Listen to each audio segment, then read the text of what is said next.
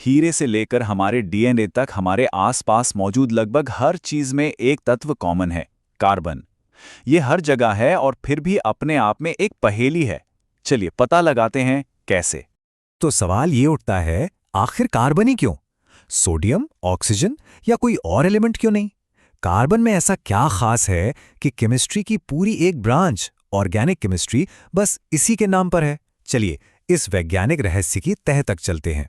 अब जरा इस नंबर को देखिए। हमारी धरती की ऊपरी परत में कार्बन सिर्फ 0.02% है। जी हां, बस इतना सा। तो सवाल यह है कि अगर ये इतना कम है तो फिर इतना जरूरी कैसे हो सकता है? और यहीं पर मामला दिलचस्प हो जाता है।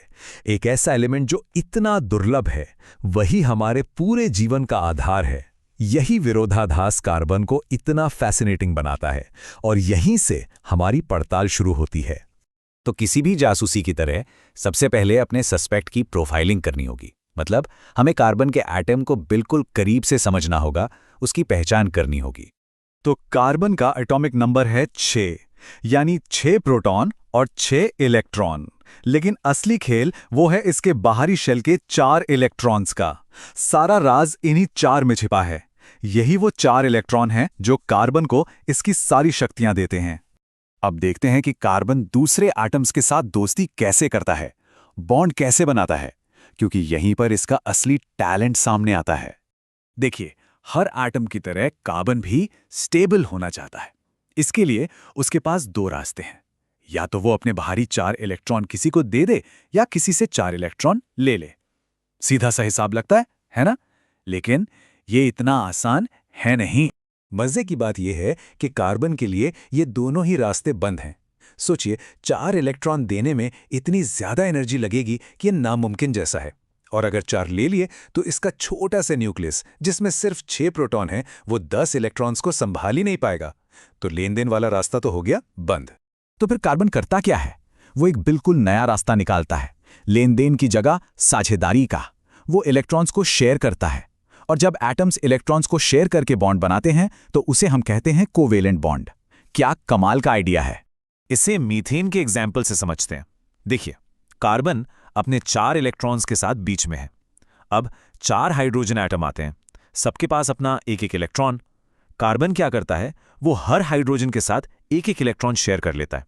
नतीजा, कार्बन भी स्टेबल, चारों हाइड्रोजन भी स्टेबल, सबका काम बन गया। अच्छा, तो इस शेयरिंग का असली दुनिया में क्या असर होता है?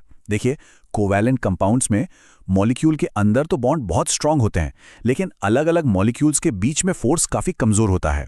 इसीलिए इनका मेल्टिंग और बॉइलिंग पॉइंट कम होता है। और क्योंकि कोई फ्री चार्ज पार्टिकल नहीं घूम रहे होते, ये बिजली के भी अच्छे कंडक्टर नहीं होते। कहानी अभी खत्म नहीं हुई है। अब इस रहस्य में एक और ट्विस्ट आता है। कार्बन की भेज बदलने की कमाल की काबिलियत, जिसे हम एलोट्रॉप्स कहते हैं। जरा सोचिए, हीरा और ग्रेफाइट दोनों 100% कार्बन है। लेकिन एक दुनिया की सबसे हार्ड चीज है, तो दूसरा इतना सॉफ्ट कि हमारी पेंसिल की नोक में यूज होता है। एक बिजली पास नहीं होने देता, दूसरा होने देता है। मतलब ये कैसे हो सकता है?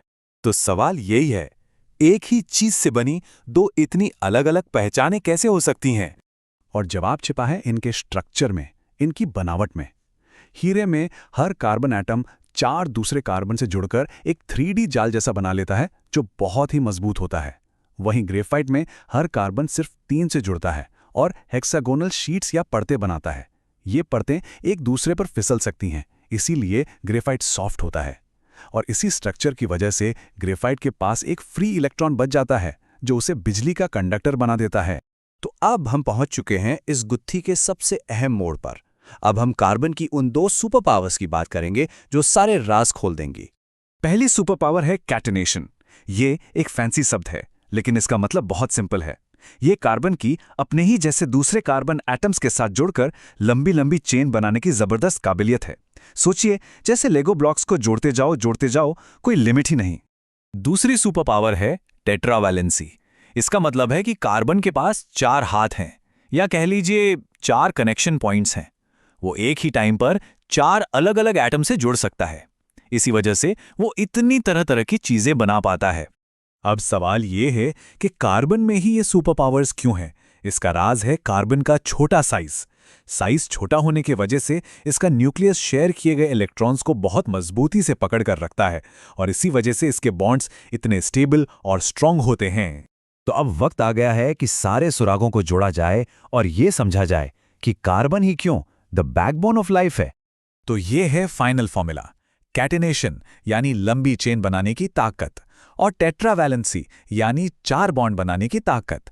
ये दोनों मिलकर कार्बन को एक अल्टीमेट आर्किटेक्ट बना देती हैं। यही वो ताकत है जिससे वो जीवन के लिए जरूरी बड़े बड़े और कॉम्प्लेक्स मॉलिक्यूल्स जैसे प्रोटीन और डीएनए बना पाता है। ये बात बिल्कुल सही है कि कार्बन के खुद से जुड़ने की ये जो अनोखी काबिलियत है वही उसे लाखों अलग अलग तरह के मॉलिक्यूल्स बनाने की ताकत देती है। इतना कुछ कोई और एलिमेंट नहीं कर सकता। और आखिर में एक बड़ा सवाल, कार्बन की ये खासियतें इतनी ज़रूरी हैं, इतनी अनोखी हैं कि ये सोचने पर मजबूर कर देती हैं कि अगर इस ब्रह्मांड में कहीं और भी जीवन होगा तो क्या उसे भी इसी अल्टीमेट आर्किटेक्ट यानी कार्बन पर ही निर्भर रहना होगा? इस पर सोचिएगा ज़रूर।